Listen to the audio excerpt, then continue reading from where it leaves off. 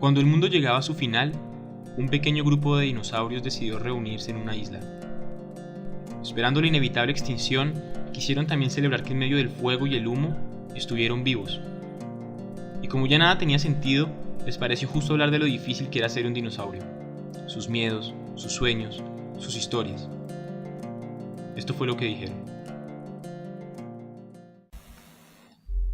A mediados de marzo, en la página de la Biblioteca Nacional, se publicó una entrada en la que se daban los nombres de los 19 seleccionados para participar en un taller de escritura de ciencia ficción. Entre los seleccionados se encontraba una chica de 24 años, cuyo nombre no mencionaremos en este documento, que se emocionó profundamente al conocer que había sido escogida para ser parte del taller.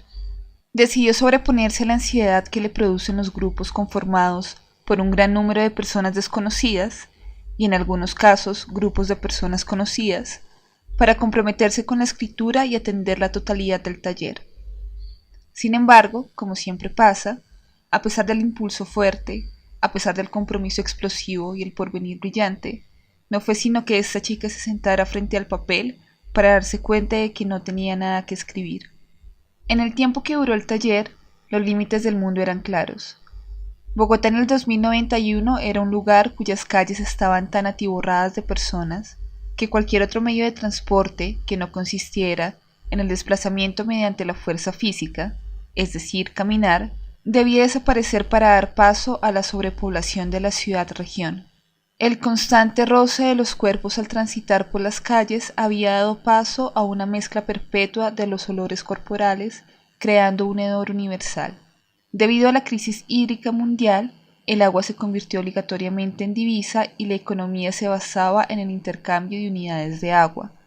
Este hecho influyó en la arquitectura contemporánea, de forma que los cada vez más grandes complejos habitacionales y edificios empezaron a incorporar mayoritariamente el uso del cristal para su construcción y así disminuir costos, o en términos del futuro bogotano, agua. La supervisión social y estatal se hacía mucho más fácil, ya que solo se necesitaba mirar a través de las paredes para saber lo que hacía el vecino. A estos rasgos bogotanos futuristas se añadían dos más. Por un lado, la vigilancia de Estado iba más allá. Debido a los diferentes procesos sociales y culturales devenidos de los movimientos LGBTI, los bebés eran examinados para determinar su género independientemente de su sexo, de modo que en los registros estatales se especificaba si un recién nacido tenía sexo masculino o femenino y si su género era masculino o femenino. Bajo este método, cada persona podía ser etiquetada como masculino-masculino, masculino-femenino, femenino-femenino o femenino-masculino, y recibir orientación profesional acorde a sus registros sexuales y de género.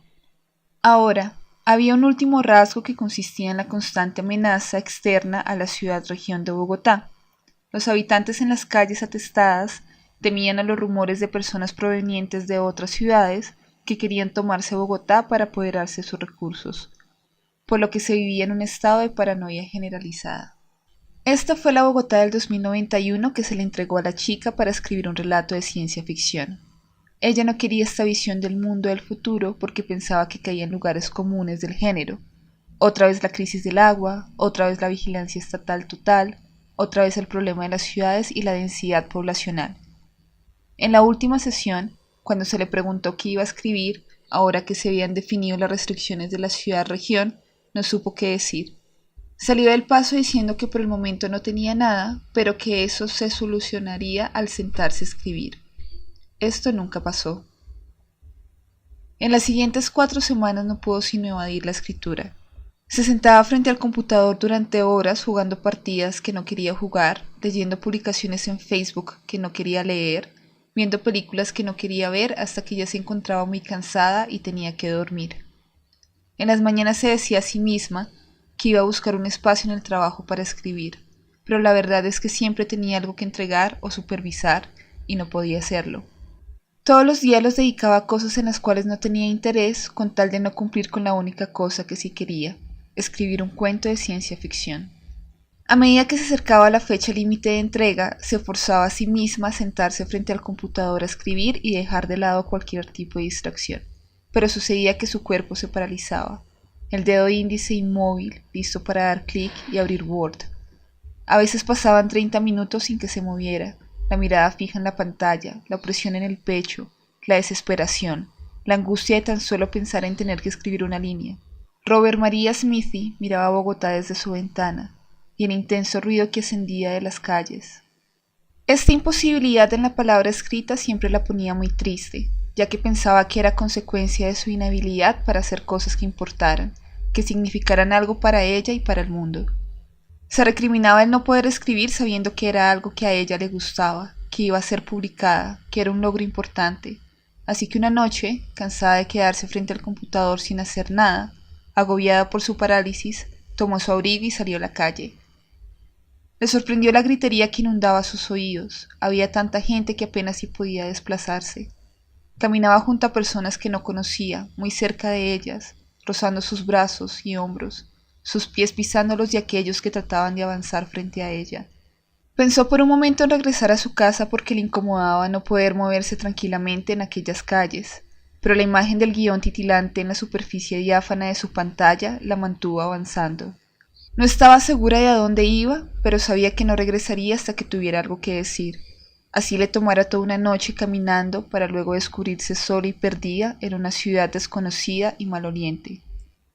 También podría suceder que no regrese nunca, pensó ella, y que tome el primer trabajo que encuentre y comience una nueva vida lejos de mi computador y las letras. Mientras se regodeaba en esta idea, pasó junto a un bar en cuya ventana había un letrero pequeño, hecho con una hoja tamaño carta, que decía: se busca mesera ágil y proactiva. La chica fija su mirada en la hoja y entiende que frente a ella se encuentra la oportunidad de hacer un pacto con la narración, con esa que ronda en nuestra cabeza y de la que se construye nuestro ser, aquella que usamos al soñar, al imaginar y al escribir, al hablar a la ligera tratando de definir quiénes somos y quiénes seremos, aquella que se encuentra en el futuro y en la ciencia ficción. Un momento, dice ella, caminemos un poco más.